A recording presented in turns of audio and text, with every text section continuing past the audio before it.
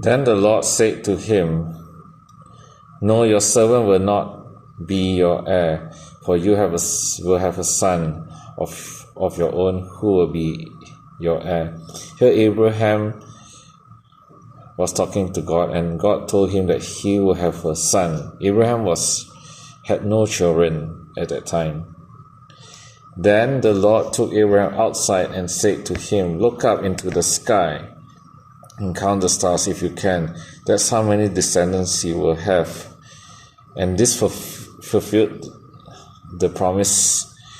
This promise was fulfilled when we see today Abraham is the ancestors of millions and millions and billions of descendants. And Abraham believed the Lord, and the Lord counted him as a righteous because of his faith. Here Abraham is considered a righteous man because of faith. Then the Lord told him, I am the Lord who brought you out of Ur of the Chaldeans to give you this land as your possession.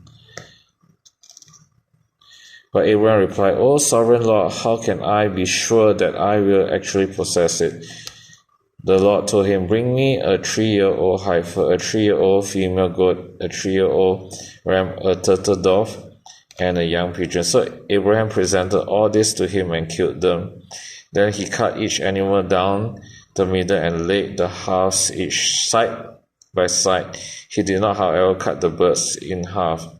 Some vultures swooped down to eat the carcasses, but Abraham chased them away. As the sun was going down, Abraham fell into a deep sleep, and a terrifying darkness came down over him. Then the Lord said to Abram, You can be sure that your descendants will be strangers in a foreign land where they will be oppressed as slaves for 400 years. This is a prophecy about the Israelites in Egypt oppressed as slaves for 400 years. But I will punish the nation that enslaved them, and in the end they will come away with great wealth. There's a prophecy of what happened, a great wealth, when Moses divided the sea and Moses brought out the Israelites. They left with great wealth because God made the Egyptians give the valuables to the Israelites when they left Egypt. As for you, you will die in peace and be buried at a ripe old age. After 4 generations, your descendants will return here to this land, for the sins of the Amorites do not yet warrant their destruction.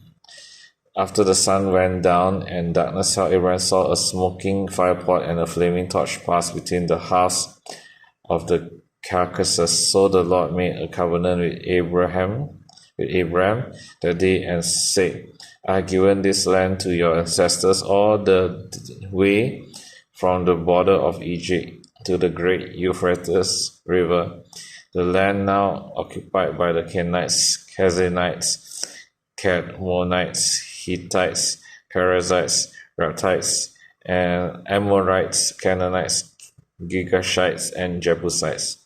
This is the word of God.